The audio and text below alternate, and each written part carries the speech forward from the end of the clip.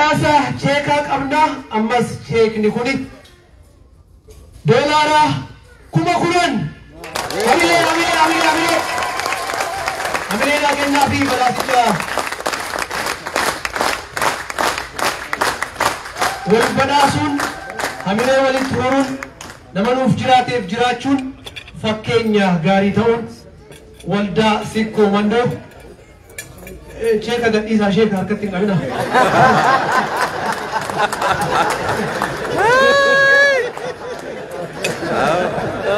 Liqama Ameerikaa kan warqaamu.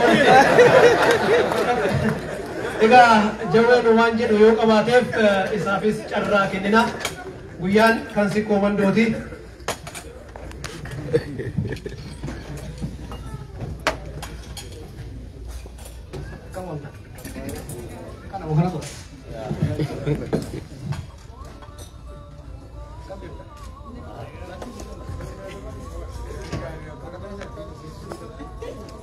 Ammo wayyan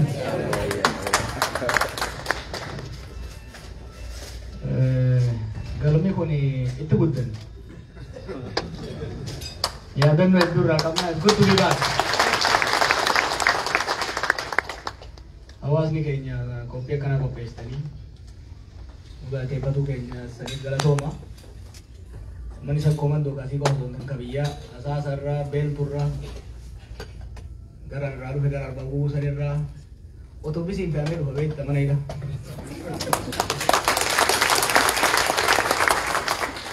Bakkalaan gaafa jarri atta taatan jechaa dhufe. Birriin kiisa nu guutaa poolisiin illee hin dabalti mana hidha.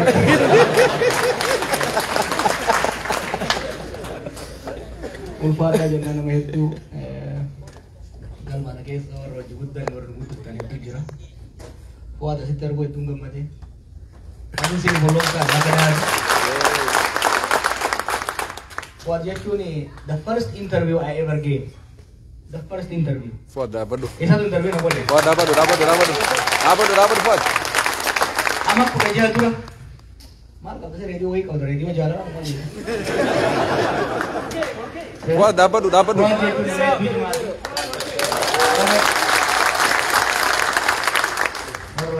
Jarang saya nama dia macam tu kau jadi, good to see you. Kau tu mana mana tak baju baru ada. Lepas tu singgih, barang ambil je kan ada fe. Aku saya jaru nak katabu tak kesalpinati. Aku orang muat dibuat terlalu macam. Ya ada tu ni murni ya ketikan cerita. Amantina tu, kutar raruhani nata tu. Di saat dari jaramun, aku orang mulai terlalu macam. Gaaf sana kamu ya kan si koman macam asal ya itu bacun agak gandum mati dalam itu. Terus ada kau berdoa koman ni, kerana tu kau nak hosha namni civic hosha kan ini civic society itu. Civic society jaru agak anjit di dalam itu. Gamal berarti mau jarmai itu cuman umat Islam terus untuk jarmai siasa. Jarmai siasa cuman kamu, jarmai hawasa cuman kamu. Para diaspora kita di jiran Buddhan. Waggoota kurnan dhufe dabran kana dhufe kudha shanan kurnan dhufe one of the most important development jaarmoonni hawaasaa keessattuu afooshaaleen jabaachaa dhufu sana kuni yeroo san walga'iilee adda addaa irratti fura adda addaa irratti barbaachisummaa kana cimsinee yeroo hojjechaa turretti chaalenjii guddatu garuu baga jaaramta. Keessattuu kiraayisii 2008 uumamee booda hawaasni keenya hin dammaqee jiru. Yoo of hin jaarin akka qeesaatti akka amantiisaatti yoo jaarmaa hawaasaa hin jaarin rakkoo guddaa keessa akka jirtu ofis sabas gargaaruu akka hin dandeenye hubatee hojiitti seene. Waanuma yeroo san dubbachaa turre irraa gadi cimsee amma dubbachuu barbaada. Namni qeesaatiin jaaramuun wata isaatiin jaaramuun amantii isaatiin jaaramuun consequences lama qabaachuu danda'a. Could be positive or could be negative. Gandummaa yookiin immoo amantii kan jennuun kuni negative ka ta'u namni waan yoo jibbaaf ka biraa miidhuuf ka biraa quuteessuuf ilaalcha natti caala gaddatiyya caala qabaleetiyya caala amani diya chala kun tekana kun yarana kajo no gayarami negative yarame isi akasi muddat aka kubalet yaramu rakon ko kabalet mana banota jaru kabaletti kren ka jaru kunalet kabalet jolle sponsor ko jaramu gali badam mal leidu asasa tinafu hinafani lo angare to jamaiya asasa tinafu asasa kare shashamane kan lu karada tichu bu yo kajara nda gas lege anafu awas ni kenya kama cha dulamat akka shanangi bet akka rangalot akka umban nat sandra da presa darka gandatu akka akka ora dumugat lo jara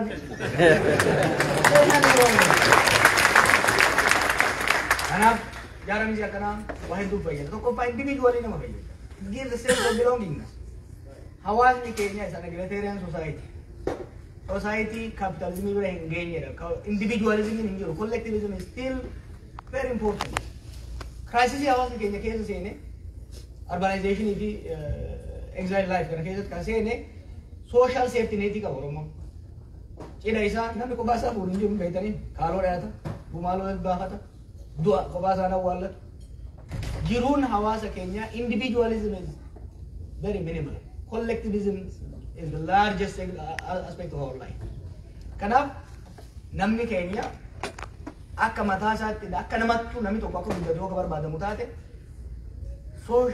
social organization kana kana cimsuun hedduu barbaachisaadha hojii baay'ee hojjetaa jirtan nan beeka biyya alaattis bineensonni baay'ee nama ala jiran kun ka ofii fiitiin ol guddate xiqqaa bara walitti baaftanii maal gootanii irraa bittanii maal gootanii guddiftan biyyatti illee ijoollee baay'ee barsiisaa jirtan akka individual namoota dhuunfaa guddisuu irratti illee hojiin afooshaalee keenya baay'ee barbaachisaadha jechuudha. San bira dabree immoo hojii himaniteeriyaanii yeroo mataa kiyyaan beekaa yeroo qabsoo irra ture san ijoollee keenya madooftu ijoollee buqqaatee magaalaa seentu hedduu gargaaruu irratti jaarmeeyoleen hawaasa afooshaaleen bifa adda addaatiin ijaaraman shoorri isaan taphataa turan baay'ee guddaadha jechuudha. Gara fuulduraatti immoo shoora keessatti daran dabalaa deema.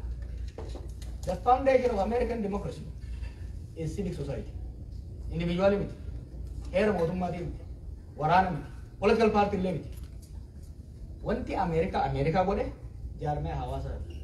Jaarmee hawaasaa bifa adda addaatiin. Biitu nuti hawwinu, hawaasni nuti ijaaruu hawwinu hawaasa dimokiraatawaadha. Hawaasa Oromoo haqa dhuunfaas, haqa waloos, haqa gartuus, haqa amantiis eegu ijaaruu barbaannaa jechuudha. San immoo hawwii Jawaariif Baqqalaan ijaaramuu hin danda'u. Abaluu nama gaarii waan ta'eef, goota waan ta'eef sirna dimokiraasii ijaaruu hin danda'u. Namni dhuunfaa, namni matayyaa sirna dimokiraasii ni balleessa malee cimsuu hin danda'u. Sirni dimokiraasii akka ijaaramu akka barbaadu taate civic society cimsuun afoosharraa kaafne inni ijoo bifa adda addaa kaafne ijaaruun barbaachisaadha jechuudha. Biyya alatti wanni an hawwaa ture ta'aa jiran. Yeroo namni biyya kanaan dhufu haga qe'eetti galuutti biyya alaa dominansii jaarmeelee siyaasaa ture. Murnootatu uummata keenya addaan qircatee walillee bu'aan buusanii uummattoota qircatanii wal nyaachisaa jiraachaa turan. Rabbi galanni haa ga'u, qeerroo galanni haa ga'u, walitti haa toofnee biyyatti isin irraa galchinee jirra jechuudha.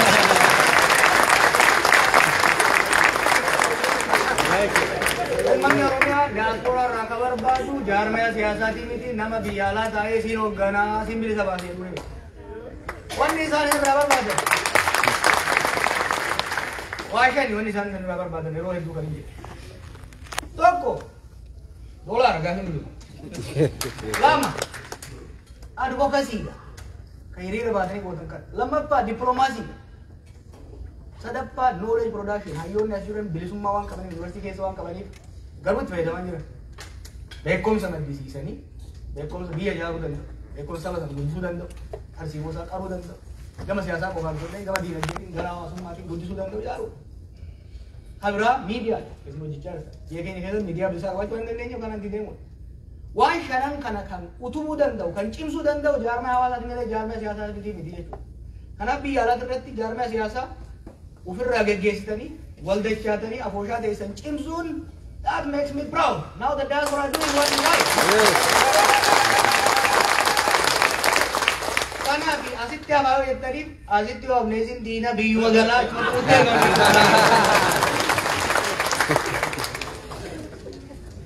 Buna baay'een dhume nama beekaa. Wanni an jechuu qabu, wanni an jechuu barbaade cimsa. Waldaalee keessan cimsa. Waldaalee keessan immoo hoggaa cimsitanii waldaan sikkoo mandoota Oromummaa itti cimsan malee Oromoo irraa itti baqatan ta'uu hin qabdu jechuudha. Waldaan itu Bumbanaa, waldaan Shanan Gibee, kan Maccaa, ta walgaanii Oromoo biraa itti hamatan osoo hin ta'in ta walgaanii Oromoo biraa itti faarsanii jabeessanii gargaaran ta'uu qabdi jechuudha. Yes. That is positive. That is positive.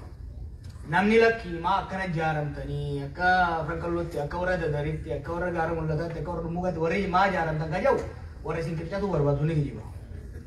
Jaarama hoo jaaramtan qabu hoo jaaramtan waan gurbaa tokko intala takka gargaara waan ganda tokkotti mana barnootaa jaara waan Oromoo ol kaasu waan Oromummaa gama aadaatiin gama dinagdeetiin cimsuu danda'u hanga jaartanitti akka feetanitti ijaarama akka feetanitti ijaarama waggaa wal jaartan garuu Oromummaa irraan deessina saba keessanii irraan deessina ilaa ammoo wanta baay'ee of duuban deemine garuu saba jaarree jira. We have built a nation over the last 50 years. We have built it, but it's incomplete and it's fragile. Wanni fragile kan jijjiiruu danda'u keessaa tokko waan reefu Dr. Hussein kaasee. Oromummaa fi Oromiyaan ijaaramte tuni akka cimtuuf dimokiraata ta'uu danda'uu qabdi. Haqa irratti dhugaa irratti hundaa'uu danda'uu qabdi. It has to be on justice. The foundation has to be justice. Justice hoggaa jennu uummanni keenya uummata dimokiraatawaa keessoomsaa. Jaarmeyni maqaa Oromootiif Oromiyaa dhayatu kamiyyuu Oromiyaa fakkaachuun dirqama. Dimoogiraafii isaa hoggansarraa kaasee keessattuu jaarmaya siyaasaa taanaan warri biyya bulchus kana dhaga'uu qaba. Warri biyya bulchina jedhee jaaramullee kana dhaga'uu qaba. Oromoo yoo diiguu barbaadan malee Oromoo jaaruu yoo barbaadan taate naannawa sanitti komparaatiif advaanteejii qabu akka dorgomee dalagatee gahee isaa dhugaa isaa kollektiivli akka bakkaan gaasuu yoo barbaadu taate jaarmeewwanni nu jaarru hogguma balbala irraa seentu Oromiyaa fakkaatu danda'uu qaba jechuudha. Kana boruudhaan gubbarraa kaasee amantiidhaan isaa taatu naannoo irraa dhufneen isaa taatu jandar dabalatee Oromoo akka fakkaatu ta'uu qaba jennee itti amannee deemnee jechuudha. Kaafaa keessatti kana fudhannee religiously itti deemaa jechuudha. We are committed. Kanaaf baraan hoggaa jaarmee ijaarru kootaa kenneef gan gootiin hunda. Duun tokkoffaa amma dura godhu kanaaf jechuudha. Warri qabalee ofii qabalee birarratti olaantummaa jaaruu barbaadu. Warri immoo Oromoon tuni Oromiyaa fakkaachuunis olaantummaa amma dura biyya san keessatti ture jaaruu barbaadu. Santu ka'aa jira. Regardless of what. Amma booda jaarmeenni maqaa Oromoo dhayatu kamiyyuu Oromiyaa fakkaachuu dirqama. Fakkaachuu baannaan biran dhaabatinaa isin diigaa booda. Akka fakkaatutti bira dhaabadhaa iddoo galatoomaa ulfaadhaa hojii keessan ammallee cimsa. Jabaadhaa wal gargaara biyyas gargaara biyyi sun rakkoo guddaa keessa deemaa jiru. Gargaarsi keessan garuu ka biyya san jaaru malee ka biyya san diiguu akka hin taane immoo of eeggadhaa. Ka nama keenya wal taasisu malee ka nama keenya wal nyaachisu akka hin taane eeggadhaa. Of eeggannoon deemuun barbaachisaadha jechuudha. Bakki amma Oromiyaanis Itoophiyaanis bikki isiin jirtu it requires a lot of thinking. Less talking, a lot of thinking. Maaliifi waan gaarii hojjennee rakkoo akka nuumne of eeggachuun barbaachisaadha. Wantoonni tokko tokko aariidhaa fi xiiqiidhaa